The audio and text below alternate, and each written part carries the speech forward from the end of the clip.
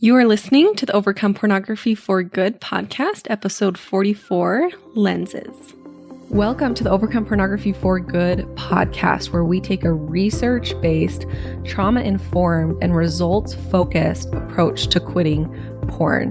This approach has been revolutionary and changed thousands and thousands of lives. I'm your host, Sarah Brewer. Hey, you guys, welcome to the podcast episode this week. I am so glad you're here. I have been recording myself on camera when I'm doing my podcast because I want to create podcast highlight videos for you guys. So make sure you're following me on Instagram. By the time this podcast is released, we might have one of those up. If not, it'll be a couple weeks or pretty soon that we'll have those highlight videos up. And I'm laughing because in this video of me recording my podcast, there is a kitten on my shoulder. My sister fosters kittens. Cool, right? Like, whoa. And she asked me to watch her new foster kitten for a couple hours. And I said, yeah, she can just hang out with me while I work, while I do my podcast and do some other work. And she just loves my shoulder. She won't get off my shoulder, and she's just sitting there purring, hanging out on my shoulder, and it's honestly the sweetest thing ever. So when you're watching this podcast highlight video, you'll just see this little kitty hanging out on my shoulder. And you might hear a little bit of meowing. I think there was a little meow when I was introducing the number and the title of this podcast. Honestly, I'm fine with a little meow here or there. So that's what we're doing tonight. We're recording a podcast with a little kitty on her shoulder. She's actually so cute. She's only like 8 ounces. Tiny, can barely walk, is just learning how to walk, like stumbling around. So cute. Anyways, so that's our guest today, is this little kitty. Before we dive into our topic today, which is lenses, I want to talk about our lenses and this idea that can help you in your pornography recovery. I want to share this great review that was left here on the podcast. It says, Sarah, me and a number of guys have found you through the app Brain Buddy. I'm assuming it says Brain Buddy. He spelled it Brian Buddy. Maybe it's Brian Buddy, but it sounds like it's Brain Buddy. It brings guys and some girls together who want to quit porn, masturbating, or both. The app is helpful, but armed with your podcast, we feel invincible. Your gentle tone, shame-free approach, and honest truths have made breaking this 25-year habit much easier than I thought. Thank you for what you do. It means the world to so many people. Thank you so much for this review. I so appreciated that. And I just cracked up and like smiled a little bit thinking about you guys listening to my podcast together and sharing and connecting over this app, Brain Buddy. I've heard a couple things about it. I've heard like that it's a pretty good one. So maybe go check out Brain Buddy if you're looking for a little community of people trying to do the same thing that you're doing. You know, and I'm so proud of you guys too. When I read stuff, breaking this 25-year habit, much easier than I thought. I just my heart just swells with a little bit of pride. Like, look at you. Look at what you're doing with your life. Look at you breaking this 25-year habit. That's not an easy thing. And I hope you feel so proud of yourself. And I hope that you really celebrate what an amazing feat that is. And I hope that you talk about it. I hope that you talk about it with people. I know pornography, sometimes we feel shame around it, but honestly, a lot of people are so afraid of it and feel a lot of shame about it and feel like they're never going to be able to quit because people don't talk about it when they are able to quit. There's so many people out there who have quit porn, and unfortunately, we just don't talk about it. So when people get into it, they think, oh no, I'm never going to be able to quit, because all they hear are the stories of people who haven't been able to quit. So if that resonates with you, if you're feeling inspired to go and share it with someone somehow, I'd encourage you to do that. In fact, that's been on my mind a lot about the podcast, is inviting some guests, inviting some old clients, inviting some members of the program to come and share their stories. I really need to do that. You know what? I really need to do that. I'm going to put that on my calendar, my list to get on that. So let's talk about our topic today, which is lenses. So this is just a concept that teaches you how you see the world and how to see the world a little bit differently. We all have these lenses that we look at the world through. Think about glasses, like the lenses through our glasses. When I work, I wear these blue light protection glasses that help my eyes be protected from the negative effects of blue light. Sunglasses, we'll wear sunglasses and we'll see the world differently when we wear sunglasses. In Hawaii, when I was in Hawaii in October, I loved my sunglasses, but every time I took them off, I was just amazed at how much more vibrant and bright the world was. And I was almost, like, man, I shouldn't be wearing these sunglasses. If it didn't hurt my eyes so much, I would have them off all the time. There are those colored glasses. Have you guys seen those? All these different colors, and you see everything through these different color tints. So if you put on the red ones, you see everything a little bit red in a red tint or a green tint or blue tint. I've heard people say it can help with your mood, just depending on what mood you want to feel. If you're trying to feel more tranquility in your life, put on the blue lenses for the day and it helps your mood. I don't know if that's true. I haven't tried them before.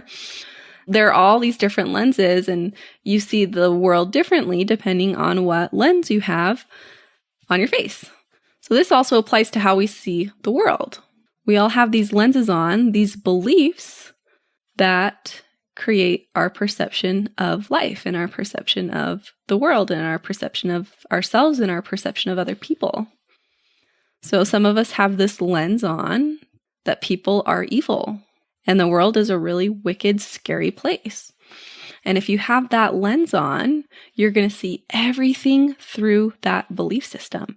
You'll find evidence for it everywhere. Just like if you had blue glasses on, you'd see everything a little bit blue. Everything that you see happening in the world will be more evidence for this lens that people are evil and the world is a really horrible place.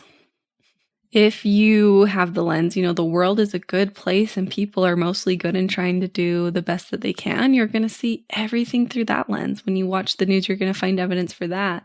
When you're on social media, you're going to find evidence for that. When you see tragedies, you're going to see the tragedy, and then you're going to see all the good people helping the people in this tragedy. Okay, it's pretty simple idea, but really life-changing. I had a client who said, I'm a failure. We were coaching because his main belief about himself was, I'm a failure. He gave me all these reasons, right? All these facts, I haven't quit porn, my wife won't connect with me, I hate my job, telling me all these reasons that he's a failure. And he listed all those out, and then I said to him, okay, now can you give me any reasons that you are really successful? And he stopped, and I could see this little shift, almost like he was shifting and putting on a different lens. And he gave me some other reasons. Well, I am a leader in my work. I have a higher position. I provide really well for my family. I'm a great dad. I really love my kids. I wrote a song. I'm pretty creative, and I wrote this song that people really like. Isn't that just so fascinating that his perception of himself could be altered so quickly as soon as we changed that lens from I'm a failure to I'm successful?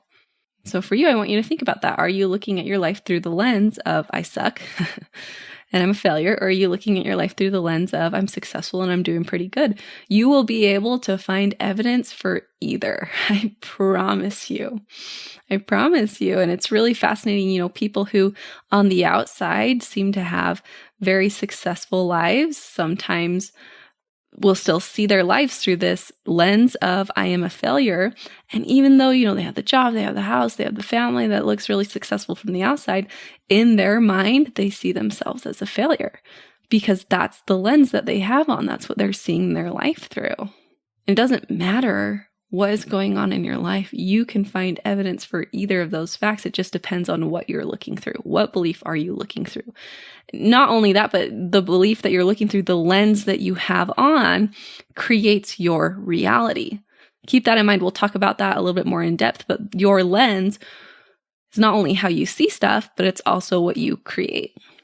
So some other lenses that, might exist that I've heard before, there's the lens of it's really hard to work out. You find all this evidence for why it's so hard to work out. This is one that I've had and that I've been working really hard on. I've talked about it a little bit on the podcast before, but one thing I'm working through is just a little bit of a nutrition and a fitness journey, some goals I have there. And I've hired a coach and I'm doing a lot of inner work on that. So there's this lens, it's really hard to work out. And you see a lot of evidence for that. But also some people have this lens on, it's really easy to work out and I really love it.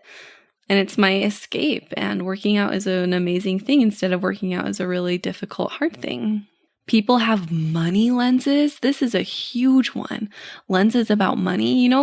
People who are born into higher earners and have a little bit more money growing up, they tend to make that same amount of money or more money as they get older because their belief system around money, because of their lens about money. Their belief system is, 6 figures is a pretty average salary and most people can make that, right? Because they're seeing evidence for that everywhere. They create that. And it's a lens that they were born into. So it's a little bit easier for them. It's just so fascinating. I love thinking and studying about money and money beliefs. And that was something that really stood out to me when I was studying it, is that, people who are born into more money usually make more money, not just because it's given to them, but because their beliefs about it is that it's doable and it's, they believe money is good. It's easy to make this amount, and then they create that reality. A personal example for me, like when I first started getting into coaching and started learning about this concept, I remember being like blown away at how, just seeing my lens for what it was. So my lens was, I suck at keeping a schedule. And I thought that, and I found evidence for it everywhere. And I just believed that it was true. I just believed I suck at keeping a schedule. And I was talking to a coach on it. And I was telling her the examples. It's like, I didn't follow through with my homework schedule. This was back when I was in college. I didn't work out when I said I was going to. I gave her all this evidence for why I suck at keeping a schedule. Just these lenses on, all these reasons. And then she asked me, well, is there any evidence that you're good at keeping a schedule? And then I thought about it, and it was honestly like me taking off those lenses and putting on this lens of I am good at keeping a schedule. And I looked through my calendar and I saw I kept at least 80% of all the commitments I make to myself. At least 80% of the things I put in my schedule, I do. And I was just blown away because I was like, what? Like, I sincerely believed I sucked at keeping a schedule. But when I looked at the actual facts, I was doing 80% or more. That is not sucky. That is like passing B grade. And that was an example for me where I could switch that lens pretty quickly. It just took that coach showing me how to do that I was able to change that pretty quickly. It's not always easy to change these lenses as quickly, but that one switched really quickly for me. Our brains, they naturally want to put on these more negative lenses. So I want you to be really, really kind to yourself. You'll notice that your brain will naturally go to a place like these lenses of seeing everything through the lens of something's gone wrong, I suck, I need to be really worried. Okay, and the reason for this is it's just our survival instinct in our brains. It's trying to keep us safe. So be really kind to yourself as you notice this. Don't beat yourself up for being like, oh my gosh, all my lenses are so negative about myself. There's nothing wrong with you if most of your lenses are negative right now. But I want you just to start to notice and start to be aware of what lenses you are seeing your life through and what lenses you are living through. Are you living through the lens of I'm a failure? Or are you living through the lens of I'm weak or I'm not good enough? And then can you start to just see that it's your perception, it's the way you're seeing your life, it's not just a fact. I have a client in mind who I'm thinking of that this was really, really life-changing for. One of the prompts I asked him in one of our sessions, one of the questions I asked him was, what is the story of you? If you were to tell me the story of your life, what would you say? And he told me his story, and everything he said was from the lens of I'm not good enough. I was never enough for my dad. I never got the good enough grades. I didn't get into the school that I wanted to get into. I've always been trying to prove myself. I didn't go on a mission. I've always struggled eating with my whole life. I don't know how to quit porn. Just went on and on and on in the story of himself. And at the end, I showed him this. I was writing it all out on the board, and I showed him this, and I asked him, okay, if you were to write a title for this story, the story of me, how would you title this? He's like, I would title this story, I'm not good enough and never will be. And then we talked about, do you see how this is a lens? This is like a lens that you're seeing your life through. And is there a possibility to switch out this lens to try on something different and see your life and see your life story in another way? I asked him what else could be true about your life? What else could be true about your story? He came up with a brand new story, kept everything, he didn't make up a new life. He left his life exactly the same, didn't lie about his life, but he came up with a brand new story. I don't remember exactly what it was, but I can imagine it was something like, I try hard, I work hard, I'm able to succeed in the things that are important to me. If this is you, if you're really resonating with this idea, and if you've seen your life in one of these lenses, I want you to take some time to really journal and ask yourself, how else can I see my life? What do I want this story to be? And what is a more true and what is a more beautiful story than this current story I have about my life? The thing about lenses is that if you aren't aware of them, you're going to believe them and you're not going to see that you really have a lens on, right? Sometimes you forget that you're wearing sunglasses for a couple hours and you forget that you're wearing them, and then you take them off and you're like, oh yeah, the world doesn't look a little bit faded. The world looks this bright. And you're like, oh yeah, I totally forgot. And you forget the world looks like that. Sometimes with these lenses that we have and these beliefs that we have on, we forget that they're not truth and they're not reality. It's just a way that you're seeing the world. But it's not, these lenses are not just pure, raw truth. It's not, I'm not good enough. It's not just truth. I'm a failure. It's not just truth. You can't go in and prove that in a courtroom to someone. It's not like you can say, I'm not good enough, and everyone in the world is going to agree with you and believe that. There might be a few people who believe it, but that's because of their lenses that they have on. It's not truth. It's a way that you're choosing to see things. So that's why just being aware of these lenses can be so life-changing. Now you don't have to just take all of your thoughts and believe them, but you can start to see how it's just perception instead of just truth. If we, connect this to pornography, obviously, your lenses about pornography will create your reality with porn. So think about what that is. What are your beliefs? What lenses are you seeing your porn habit through? For some of you, it's this is too difficult to quit. And people don't really quit this, and this takes a long time to get over. If that's your lens, that's what you're going to create. And maybe you could switch that. Maybe there's also a lens that this is absolutely doable, that quitting porn isn't as difficult as you've made it out to be in your mind, and that of course you can do it. It's kind of like the lens, it's too hard to work out, it's too hard to eat healthy. Some people totally have that perception. Some people totally have that lens. Other people have the lens that it's an easy thing and you have to practice and you have to get good at it, but it's not near as hard as we make it out to be in our minds.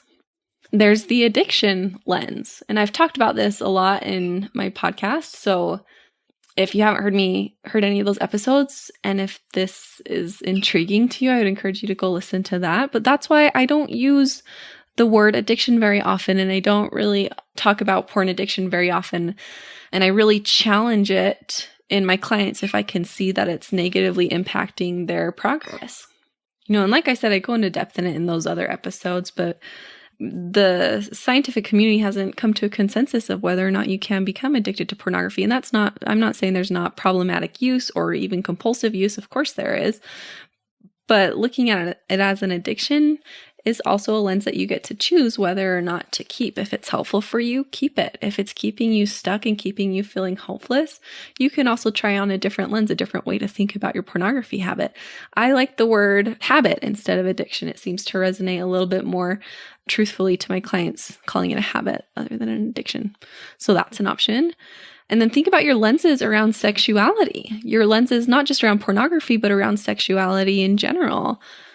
A lot of people have this lens, and this is what our world has really ingrained into us, is that men need X amount of sexual stimuli, and you shouldn't deprive yourself of sexual stimuli, and you shouldn't say no to sexual things because that's not good for our bodies.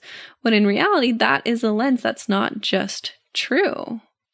And that creates, this belief that, okay, if I need this sexual stimuli, and if I'm not getting it from a person, whether that be from my spouse or whether that be because I'm single, then I have to get it from pornography. And that creates a really difficult lens to see through if you're trying to quit porn. So you can try on a different lens there. Because what's true, you don't have to have sexual stimuli. Now, sex and wanting sex is not a shameful thing at all. It's not a bad thing at all. And it's a really good and healthy thing, when used in good and healthy ways. But you also don't have to have it. You don't have to have that stimuli. So it's not either I get this from a person or I get it from pornography. There's also other options that it's okay not to have it right now. So let's try to be a little bit more in control. and a little bit more aware of the lens that we want to see our world through. You get to choose any lens that you want to see through. And this is what's so fun about it, you guys. Like, honestly, no one can tell you what you can believe and no one can tell you what you can't believe. If you want to start seeing the world through a crazy lens, like it's easy to be super successful and people love me and I'm able to create a lot of wealth and I'm able to create amazing friendships and I'm able to have everything that I want in life, you have permission to go and believe that and to start to see your world through that lens.